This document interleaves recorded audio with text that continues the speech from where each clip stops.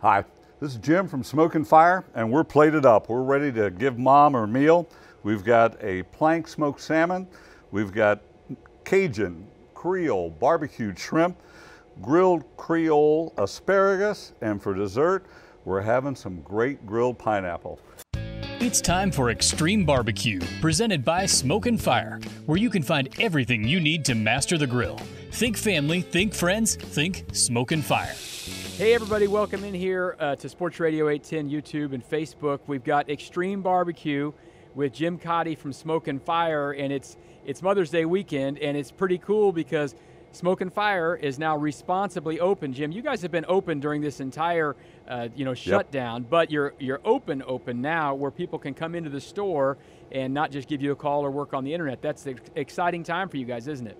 It is. The doors are unlocked. We're doing all the responsible stuff. We recommend people bring their own masks. If somebody doesn't, we do have masks that they can get from us, and we do have gloves. Some people like to wear gloves. So it's just really a function of what makes them comfortable, but we are requiring hand sanitation, masks. That way we're moving around and doing things the way we're responsibly supposed to. That's great news for everyone out there at Smoke and Fire and everyone wanting to buy some barbecue stuff. Great specials going on too. We'll hit those in a little bit, but let's talk some food right now. And this isn't just burgers and hot dogs because it's Mother's Day weekend.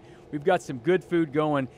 Right. We're going to have salmon, shrimp, asparagus, and I always love grilled pineapple, but let's start with that salmon. How are you going to prepare this salmon?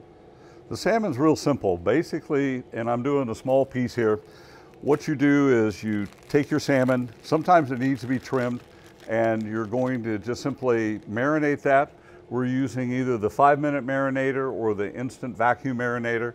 And what those do is they pull a vacuum and they open up that pore, and all that marinade goes down inside. Just makes the flavor much, much better, and it speeds up the whole process. So once we have that marinated, we plank it, and then we just drizzle a little bit over the top. Now I prefer to take my planks and put them onto the grill and do a high heat sear and get that plank smoking hot. Turn it over, then put on the salmon and do the marinade drizzle. It just adds to the flavor. And then we're just simply setting it back in. I'm going to open up the hood here. We can kind of see where we're at. That plank salmon is just back in the back. And when that salmon starts to get a little sweat on it, on that thin end, that's when we know it's done. If you get sweat across the entire thing, in most chefs' opinions, you've overcooked it. So it's an easy thing to do. I'm going to turn our asparagus while we're here. That's done. The salmon is probably the first thing to get off. That way you have your marinade going, it's in the vacuum. Second thing is to do your shrimp. The barbecued shrimp, and these are a carcass on where you have the legs, you have the peel. They have been deveined, so they're a lot easier to do. And what you want to do is go through and actually, there are two schools. In New Orleans, everything's on, head included. It's all cooked together. When you pull that out, you're peeling, you get bibs, you've got hand towels. It's Kansas City, so we're gonna do it a little bit easier. When I peel my shrimp, I like to take the body and take the legs and basically pull that apart. And at the top, where they've been deveined, that opens up. And you're able now to just kind of walk it down, and at the very end, pinch that tail, and you've pulled off a nice piece of meat. So we're gonna go through and do all those. That gets a simple peel, make sure the legs are off, and then everything's done. So you've got all your shrimp ready, and the marinade for doing the shrimp is so easy. This is called Go Creole. It's a barbecue shrimp seasoning. Traditionally, you would use butter. In our world, we like to kick it up a notch, so we're using Spice It Up oil, which is a blend of grapeseed oil and olive oil. And use all the same recipe, but basically you get that hot where it's sizzling, bubbling, throw in the shrimp and do a fast cook. And then off to the side, we just simply set that shrimp out of the way. And here's what you've got when you're done. You have all that seasoning. The shrimp is just incredible. You've got this really good flavor. Half the fun is doing the peel when you're in New Orleans, but it's Kansas City, so we're just gonna gobble them down. with the shrimp You know, Jim, done, I'll tell you right now, I like the Kansas City style. I don't really like peeling the shrimp. I mean, I know it's kind of fun once in a while. We did a boil down in New Orleans over Thanksgiving, and it was kind of fun one night, but nah, it's not something I want to do every day. I like your Kansas City style on this. Well, I was thinking of you, Todd, so I was trying to get there and get ahead of the curve. Yeah. Asparagus, when I was a kid, I was sent out to pick the asparagus, and this is what you want to buy. This head is starting to open up. That's fine, but what you really want is a tight head, and that's the critical part on a really, really good piece of asparagus. Most asparagus, you can peel the ends. Some chefs will do that. For me, it's just, I cut it off. If I want asparagus flavor, I can reserve it and put it into something later. But once you have that asparagus trimmed, we're gonna put it into our seasoning pan. We're gonna drizzle it with a little more of our Spice It Up oil. And then we're gonna toss that to make sure we've got a good oil coat all the way around. And so we just roll that in a long pan. It makes it a lot easier. Everything's there and coated. And then we're using Gator Queen Liz, her Bayou seasoning.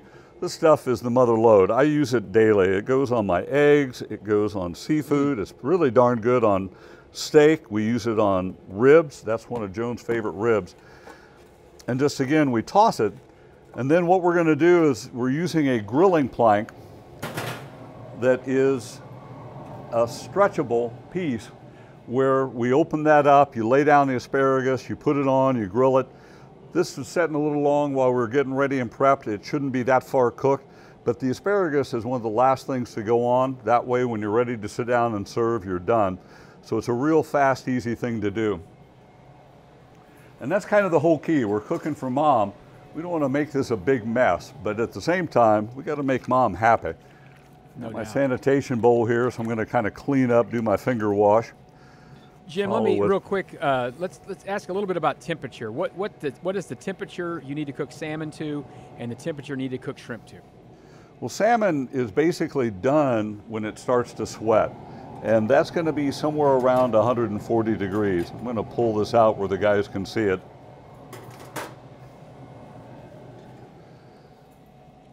And when you use the vacuum in on the salmon, that's a much easier type of meat to get the vacuum into, right? It's not like, it's already got like fissures and holes in it. It's not like chicken where you need to jacquard it or something, right? It takes that flavor in really well.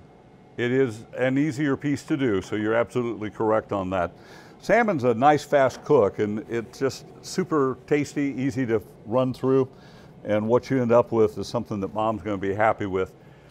The presentation now, you've got your shrimp already done, you've got your salmon cooked, we're going to plate it, we're all going to sit down and eat. Next step is we're going to do our grilled pineapple. And what I wanted to do today, pineapple, a lot of people buy it pre-processed. It's not a bad thing, but it doesn't need to be done. With mask on, we can't really get up here and smell the base of the pineapple. So the best test is you reach in and get a middle piece, and if it plucks out, super easy, you don't have to pull. That's a ripe piece of pineapple. Once you're ready to cut it in half. So take your big knife and just cut through. Then we're going to quarter it. Cut the top off and cut the bottom off. And so now you've got your quarters. Next step, get rid of these guys.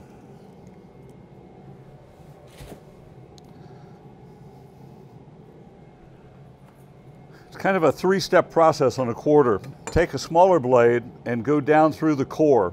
And if you look, you can see where the good pineapple starts and the core starts. Take that point and just go straight through. That's a discard. Angle in, so I'm kind of doing that angle like so. And we're going to go through and follow the radius and just kind of take your knife. So a smaller, thinner blade is happy, even a boning knife is good. We're going to do that from both sides. And our knife blade kind of meets in the middle, and that opens up, and now we can just pull that.